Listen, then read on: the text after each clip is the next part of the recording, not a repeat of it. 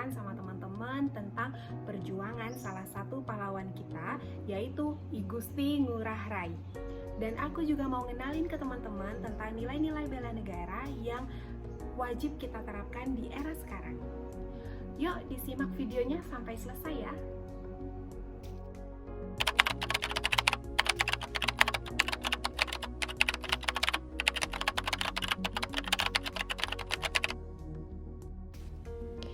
Selamat datang di Taman Makam Pahlawan Puputan Margarana. Tempat ini merupakan saksi sejarah perjuangan Letnan Kolonel I Gusti Ngurah Rai melawan penjajah Belanda di Pulau Dewata. Gusti Ngurah Rai lahir di Desa Carangsari, Kabupaten Badung pada tanggal 30 Januari 1917. Beliau merupakan anak kedua dari pasangan I Gusti Ayu Kompiang dan I Gusti Ngurah Pacung. Pada saat beliau berumur 28 tahun, beliau rela meninggalkan keluarga, anak dan juga istrinya yang saat itu tengah hamil demi terjun ke medan perang memimpin pasukan Ciung Wanara. Sebagai pemimpin pasukan Ciung Wanara, beliau adalah pemimpin yang cerdas dan berani. Beliau mengambil strategi Long March untuk mengelabui penjajah Belanda, dan strategi itu pun berhasil mengelabui penjajah Belanda.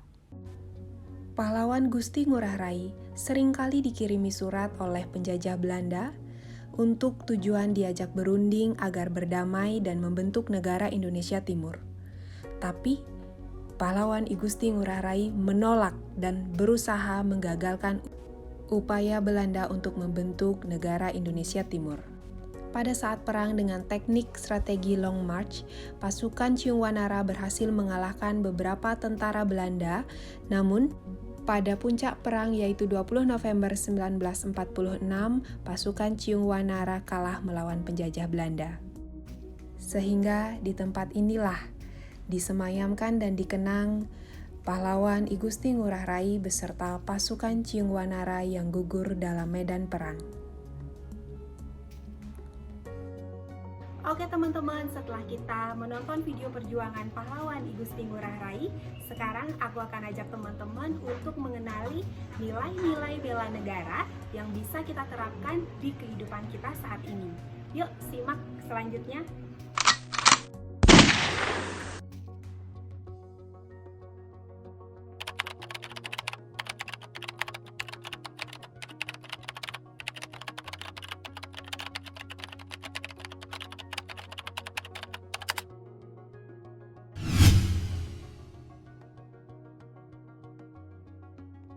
Pahlawan I Gusti Ngurah Rai telah menunjukkan rasa cintanya kepada tanah air melalui penolakan berkali-kali dan upaya untuk menggagalkan usaha penjajah Belanda yang ingin membentuk negara Indonesia Timur.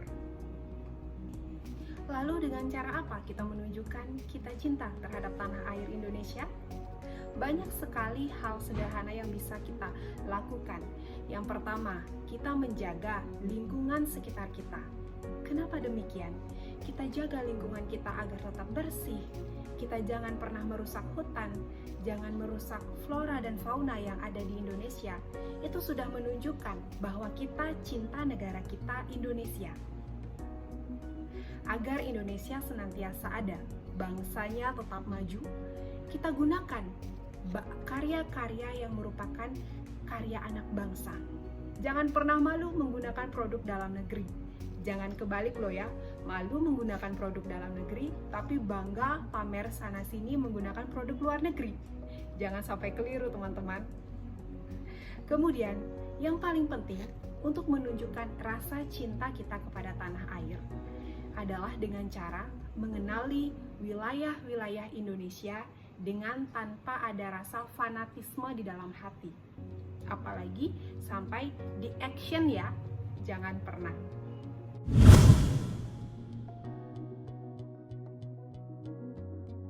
Pahlawan Gusti Ngurah Rai menunjukkan rasa sadar berbangsa dan bernegara dengan jalan apa? Dengan jalan, beliau meminta bantuan kepada teman-temannya di luar Pulau Dewata untuk bantuan senjata, bantuan tenaga perang untuk melaksanakan perang melawan penjajah di Pulau Dewata. Saya ingat sekali dari cerita buku I Gusti Ngurah Rai, itu ada Gusti Ngurah Rai meminta bantuan kepada teman-temannya di Kota Malang. Itu menunjukkan bahwa Gusti Ngurah Rai sadar dia memiliki saudara sebangsa dan setanah air. Kemudian kita menunjukkan rasa sadar berbangsa dan bernegara dengan cara membangun jiwa-jiwa rukun, bergotong royong, saling membantu baik di keluarga, di sekolah maupun di masyarakat.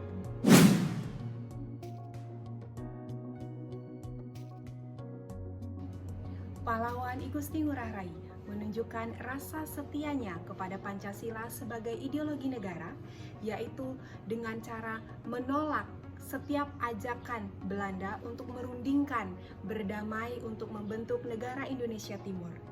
Kenapa beliau bersikeras untuk menolak ajakan rundingan tersebut? Karena pertama, kalau beliau mau berunding, kemungkinan beliau akan ditangkap. Dan kemudian kedua, mengapa mau berunding untuk membentuk Indonesia Timur? Sedangkan pada saat itu, Indonesia telah dinyatakan merdeka pada tanggal 17 Agustus tahun 1945. Lalu di era sekarang, jangan biarkan nilai-nilai Pancasila luntur termakan zaman, luntur termakan teknologi yang semakin modern, luntur termakan media sosial. Tolong teman-teman, jangan dibiarkan nilai-nilai Pancasila kita luntur begitu saja. Mari kita lestarikan nilai-nilai Pancasila dalam kehidupan kita sehari-hari, dalam kita mengambil keputusan, dalam kita menghargai sesama, dalam kita menjalin hubungan dengan orang-orang di luar negeri. Kita tetap gunakan nilai-nilai Pancasila sebagai dasar kita mengambil keputusan.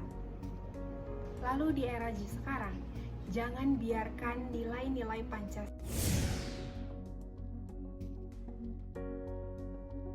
Pada saat perang melawan penjajah Belanda di Pulau Dewata, Gusti Ngurah Rai pada saat itu berumur 28 tahun. Kalau di zaman sekarang kira-kira sedang sibuk-sibuknya mengejar S2.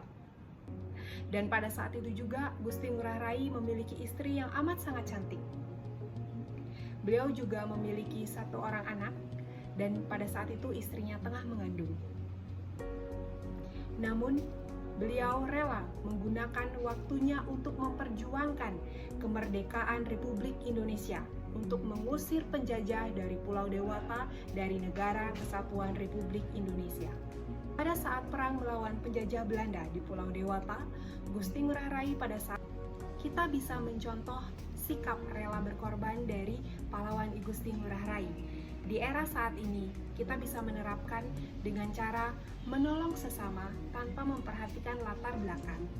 Kemudian kita bisa menyumbangkan tenaga, pikiran, dan waktu kita untuk membuat inovasi-inovasi baru yang membuat Indonesia lebih maju, baik secara teknologi, secara ilmu pengetahuan, dan juga yang lainnya. Kita harus berusaha untuk mencari inovasi supaya Indonesia lebih dikenal. Kemudian kita bisa menyumbangkan tenaga.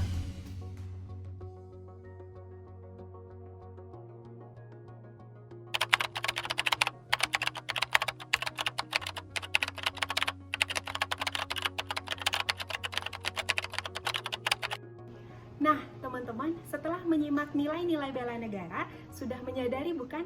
Ternyata banyak sekali yang bisa kita lakukan untuk menunjukkan bahwa kita siap membela negara Indonesia. Contohnya, saya saat ini menggunakan batik buatan Indonesia, yang mana batik merupakan budaya Indonesia. Itu berarti saya mencintai negara Indonesia dan saya tidak malu menggunakan apa yang menjadi kebanggaan Indonesia. Begitu juga dengan teman-teman ya. Dan terima kasih teman-teman telah menonton video aku sampai selesai. Semoga bermanfaat dan kita bisa bertemu di lain kesempatan. Sampai jumpa.